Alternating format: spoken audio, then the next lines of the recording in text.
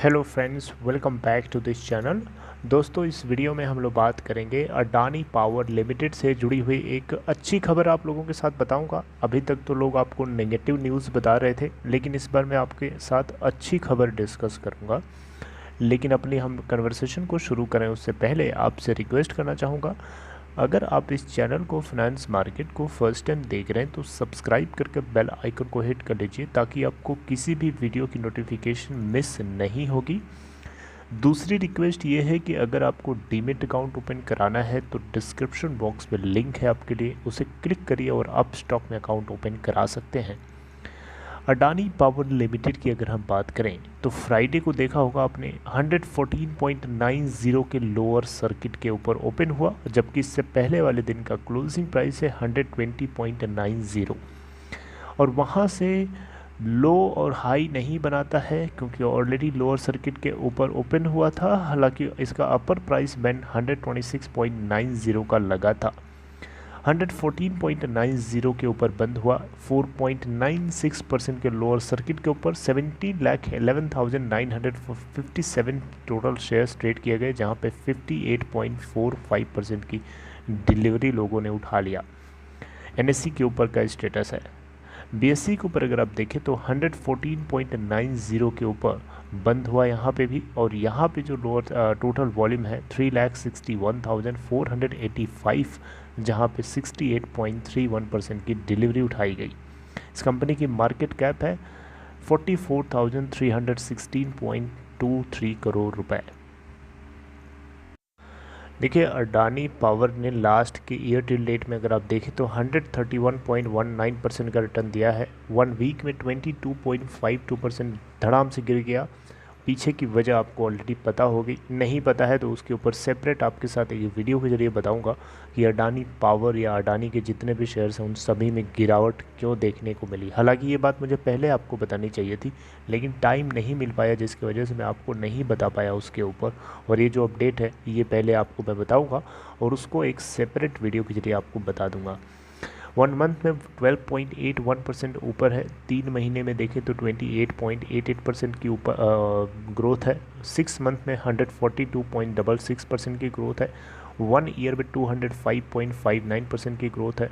2 years में देखें तो 145.25% की ग्रोथ है। 3 ईयर्स में देखें तो 527.87% की ग्रोथ है। अगर हम देखें तो अडानी पावर लिमिटेड के Q4 की बात करें तो देखिए, कंपनी ने प्रॉफिट तो बुक किया था, लेकिन प्रॉफिट का अमाउंट बहुत ही छोटा था। लेकिन अगर आप दिसंबर क्वार्टर से कंपेयर करेंगे तो शायद आपको लगेगा कि ये बहुत बड़ी बात है, और सही बात भी है। दिसंबर क्वार्टर में इस कंपनी को 288 करोड़ का नेट लॉस हुआ था कंसोलिडेटेड बेसिस पे। वहीं मार्च क्वार्टर में 13 करोड़ का इनको नेट प्रॉफिट हुआ। सेल्स की बात करें तो इस बार 6,373 करोड़ की इन्होंने करी है, जबकि इससे पहले वाले क्वार्टर में 6,894 करोड़ की सेल करी थी। आइए बात करते हैं अपडेट की। देखिए, अपडेट कुछ ऐसी है कि अडानी पावर लिमिटेड ने कुछ बिडिंग किया है। उस बिडिंग में इसको सबसे ज़्यादा वोट मिले हैं, जिसके चलते ये एक सक्सेसफुल बिडर के रूप में सामने उभर के आया है। आइए डिटेल में जानते हैं क्या है स्टोरी। आप देख सकते हैं यहाँ पे Adani power emerges as successful bidder for Essar power's 1200 megawatt Mahan project.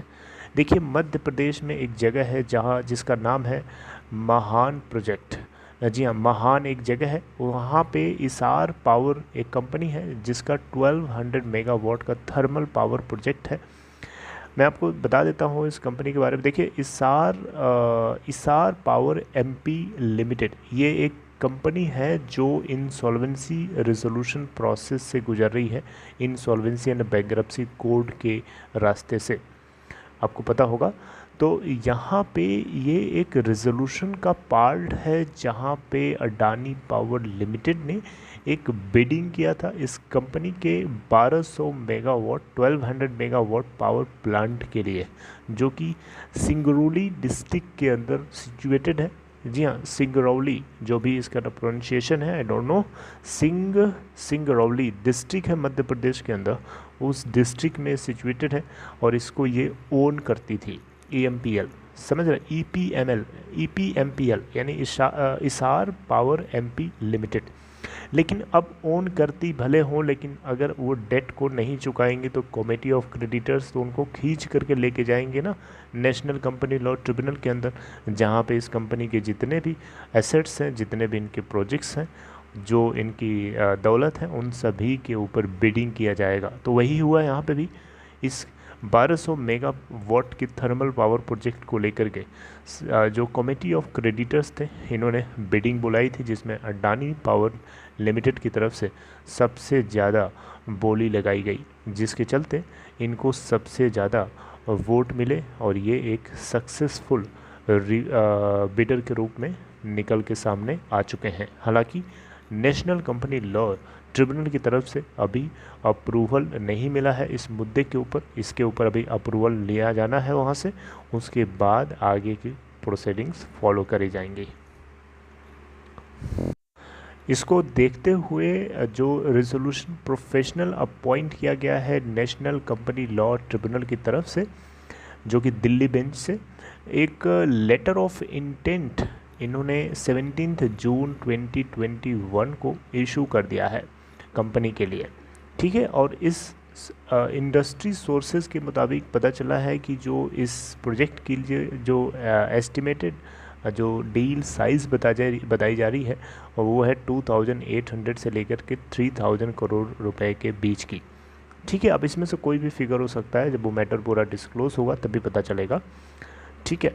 तो ये जो ट्रांजैक्शन है, इस सभी का जो क्लोजर है वो अभी बहुत सारे नेसेसरी अप्रूवल्स के अंदर सब्जेक्टेड है, और जिसमें NCLT भी है और बहुत सारे प्रेसिडेंट जो हैं, मतलब सेटिस्फेक्शन जो है, बहुत सारे प्रेसिडेंट्स की ज़रूरत है यहाँ पे सेटिस्फाई होने की, और रेजोल्यूशन प्लान का एक पार्ट है।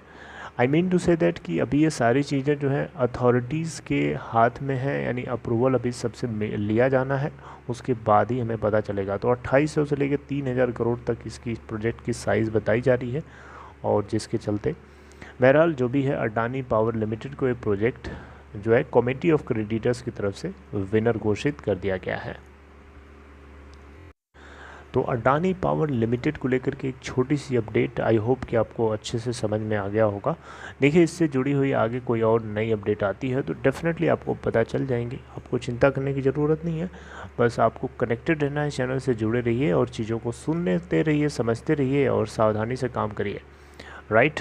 So I hope you like this information, guys. If you like this content, please give a big thumbs up and take care of yourself. See you something updating next time with next video.